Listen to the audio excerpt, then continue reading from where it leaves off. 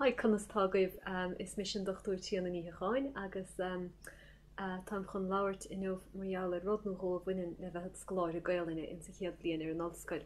A chéad rud i dtíortha ná gur bíonn Gaeilge gná hanga ibre na ranóige agus éonúir go mbíonn mac léinn a labhairt le léachtóir nó is scíamh go dtí léachtóir is tí Gaeilge i dintéir sin na gná.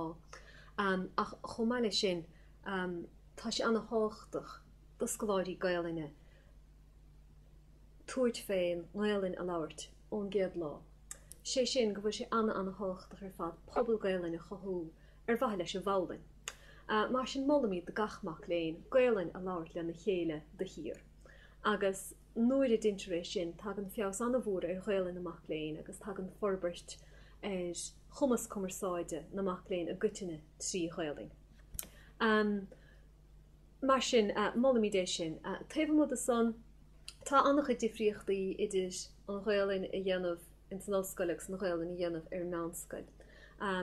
Díríimiid annach is dochas a chéad bliain ar chósaí gramadaí agus ar chósaí fáríochta.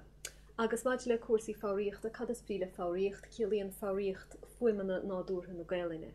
Agus gur bhailíne go bhaldamóch mic léinn Gaeilge a labhairt féimar a labhairt í in sa Ghaeltacht agus go mbeadh fuimeanna nádúrtha na teangain a chuir a dáil. Conas a dintéir sin nó conas is féidir le mac léinn chéad bliana tuairt fééis sin nó féin.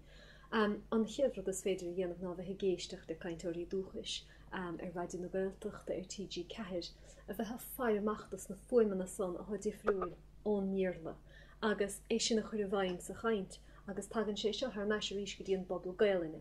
Má hantas is stig sa rang agus má bhaintear gnéad an bháíocht dit.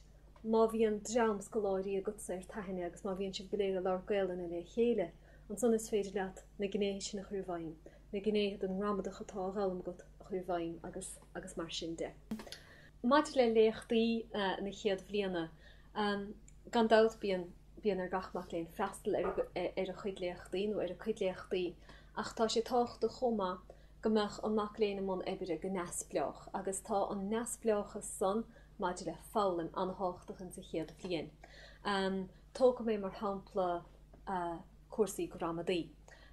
Má héantas isteachtaí rang teagas agus má bhaintear a dhéigean dit, tá sé an háchtach go raibh fá bhaile agus go leanfás i raig leis a bhálinn tú hénig agus astas tú hénig.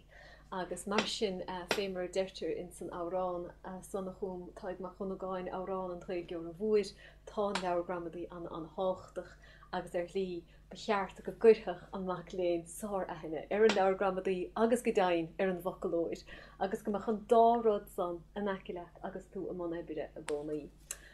Rud eile gur chóir chuoine bhar gan dat ná go bhfuil sé iúnach gomaith gnéanach mac léinn rudí eile a chlúdach ina chuidú na chuidstaidéir fersanta taobh mud sa rudí a bhíon nach chlúdach sa rang. Go háirithe más mac léinn an duine sin a tháinig an chuntas a ggéir go déile.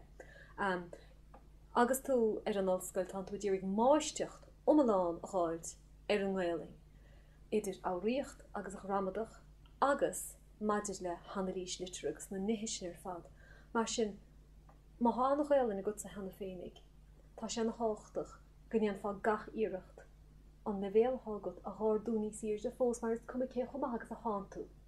Bhí an gcónaí le bhéal eile níos íir de fós agus táún san áitinis gur féidir leat échar rót mar spruch an na bhéal áirtal a prisint. Maidir an son maidir le léachtaí a bhain leis an de tríocht an son a rís tá álam neasbleach agus an obair neasbleach an háchtach an son go mbeadh fá i léamh tú hénig agus a bheit man mach na bheith gcónaí. Tá an ceannach san papír an háchtach de scoláir a bheit breacha leat a gcónaí má bhíonn tú léamh nótaí dhéanamh agus bheit cuiineh ar na téamaí a há sa léocht agus cadthá tácht chun sanis nuair a chuir an méidse ath os na choir amach a gúmparáid leis an méid a bhí áléad an néchtúirins na léachtaí agus tá sé sin an háchtach. A chomáile sin rud atá anúsáideach agus rud hén gomórchan tairifa amach léinn ná bheith léachtóireacht lasmod an rang mar chahaimsire. Mar tá sé féimar bheith dáin eile cé gur da saoíocht is a hétócha ach gur féit leat do héine chuir muas in sa trail san leistig den leabhar ina míon gailin á léamh go tá sé fémarmhach is do a gailin nach chlosa go ar lí agus tá sé sin anna bhd an intin agus tá sé anna bh maidir le dulcha cína dhéanamh ó héamh na gailin na láirtha de fiú bháin mar san sanna hagan rudaí chuút go ná dúrtha agus míon tú fálam a ganas dit féin. Achas docha go gíochnódan is agus an rud is táchtaí ar éir den ná tainmh bhaint as.